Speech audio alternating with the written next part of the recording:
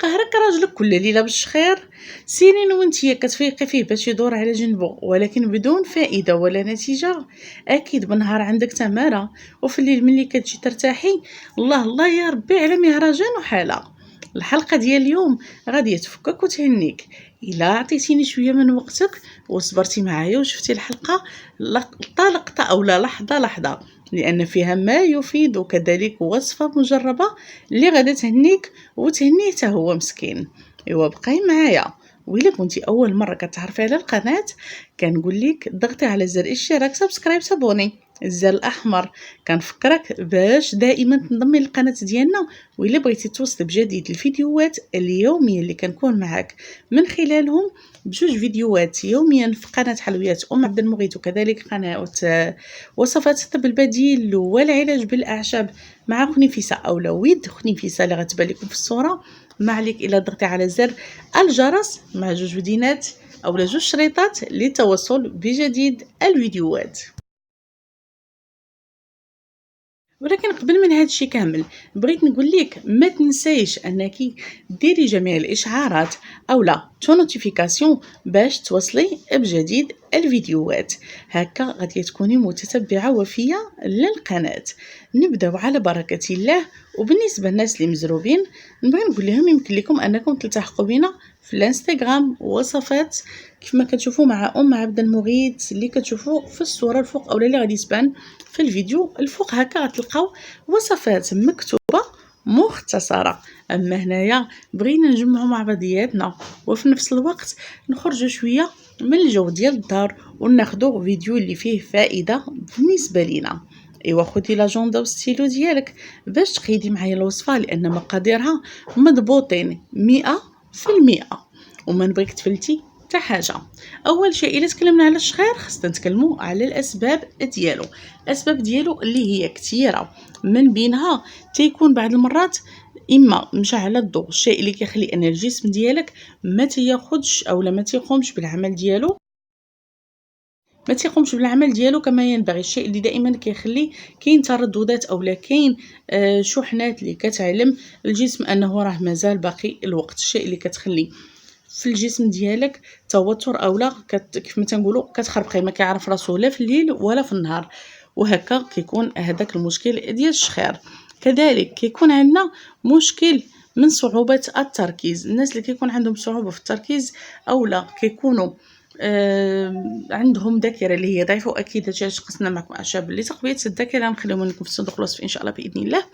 هادشي علاش يكون مشكل ديال التركيز ما تيخليش الدماغ يرتاح بالمره.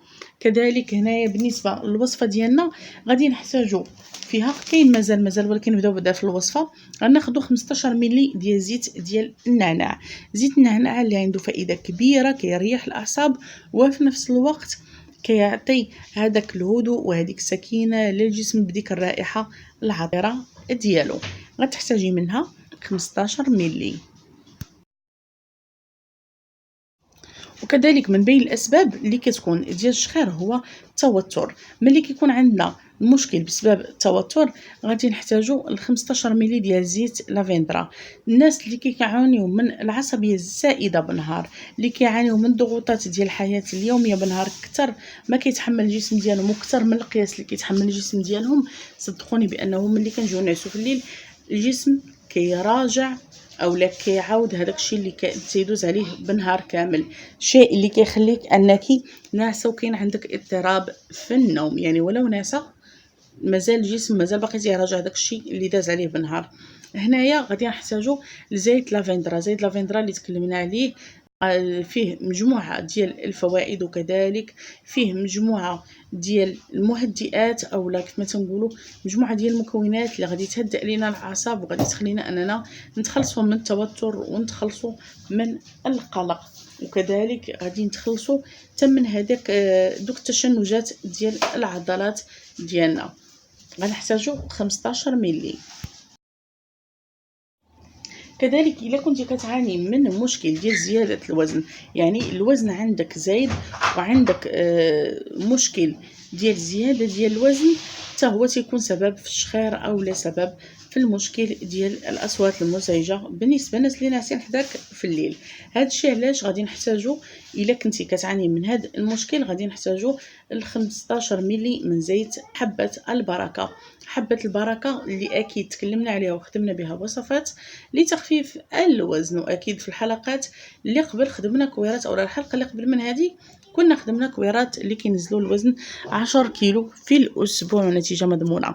هنا زيت البركة غادي يعمل على توسعة العروق أو الشرايين ديال التنفس، كذلك غادي يخلي الدورة الدموية تدور بشكل عادي أو بشكل سهل، وغادي يخفف لينا حتى من الوزن. لكن حاجة اللي نبغي نقول لكم أن ممارسة الرياضة شي حاجة اللي هي واجبة علينا، وفي نفس الوقت كتعطينا نتيجة سريعة وحل المجموعة ديال المشاكل، لهذا ما نستهنوش وبعض المرات كيكون عندنا مشكل ديال الشخير بسبب المشكل اللي هو تنفسي اولا بسبب مشاكل اللي هي تنفسيه، بحال الا كان ضربك البرد اولا كاين مشكل في القصبات الهوائيه والجعب الهوائيه، وكذلك الجعب ديال الرئه، الشيء اللي كيخلي انه كاين مشكل في التنفس وكذلك باش كيدور الاكسجين في الجسم ديالك. وهنايا غادي نحتاجو ل 20 ملي ديال زيت الكاليبتوس. زيت الكاليبتوس اللي مخصكم بالمره ما تحيدوش بالنسبه للوليدات ديالكم، وكذلك ما تحيدوش حتى بالنسبه الناس اللي عندهم مشكل في ضيق التنفس او اللي كيعانيو من الربو ومن الحساسيه وكيعانيو كذلك من مشكل ديال التنفس، عندهم تضربهم البرد بزاف اولا المناعه قليله. صدقوني زيت رائع رائع رائع جدا وجد مفيد بالنسبه للجسم ديالنا. غادي ناخذ المقادير اللي ذكرنا وغادي نضيفوا عليهم واحد القطرات من زيت الزعتر،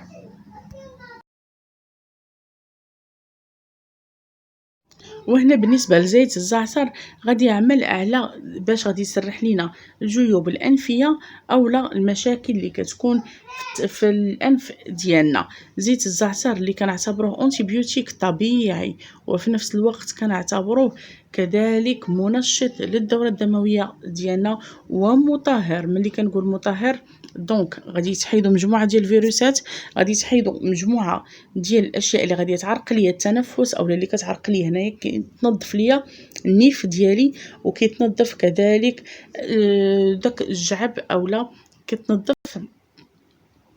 كيتنظفوا هذوك المخاطات ديال الانف، لانه حتى الانف ديالك الا كان محبوس كيسبب لنا مشكل ديال الشخير. غادي ناخذ هاد المكونات وغادي نضيف عليهم تقريبا واحد 20 ملي من زيت اليازير اولا اكليل الجبل. هنايا كان طلب ديال المتتبعات غاليات من دول اخرى، والف الف الف مرحبا بهم. كانوا طلبونا ان نحاولوا نعطيو المرادفات ديال الاسماء، كانوا طلبونا اننا نعطيو المرادفات ديال الاسماء، الشيء اللي غادي يخليهم يستافدوا من الوصفه وكذلك يستافدوا من الحلقه. نتمنى اننا نكونوا لبينا الطلب ديالهم. وبالمناسبه شكر خاص للبنات اللي معايا من البدايات ديالي مده 11 سنه او 10 سنوات، نتمنى انهم يجربوا الوصفات وكذلك ناس جداد يثقوا فينا.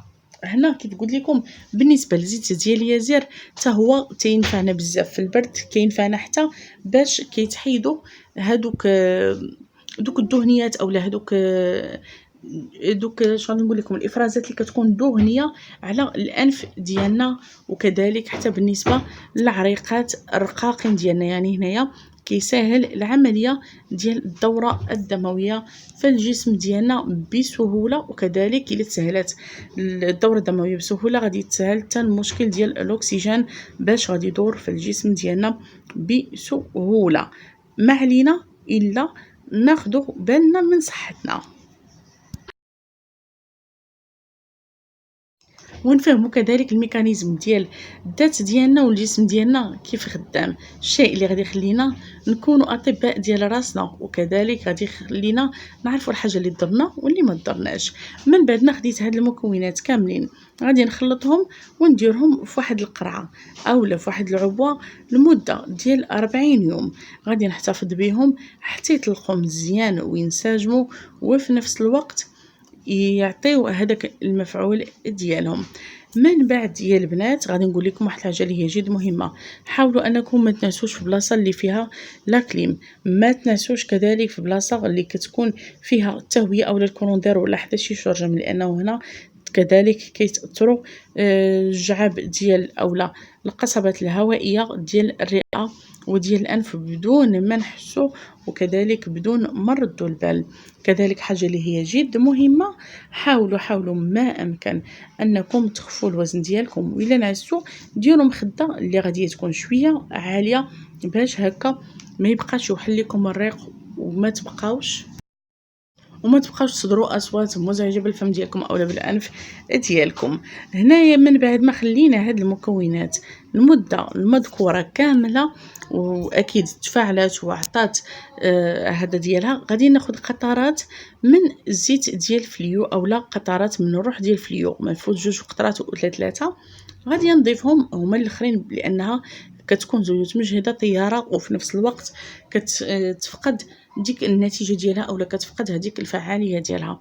غادي نضيفهم على هاد المكونات، ومن بعد غادي ناخذ واحد تروك ديال التقطيره اللي كنقطروا به في النيف ديالنا، وغدا نبدا من الليل تقطري الزوج ديالك قطيره هنا في هاد النيف وقطيره في هاد النيف، ولكن ما يتشربش من وراها الماء، وفي نفس الوقت ما تحليش الشرجم وما يضربوش البرد باش ما توليش في نزلات ديال البرد وانفلونزا واشياء اخرى. صدقيني بان الوصفه غادي تجيب معك نتيجه، رد علينا الخبر الا جربتيها.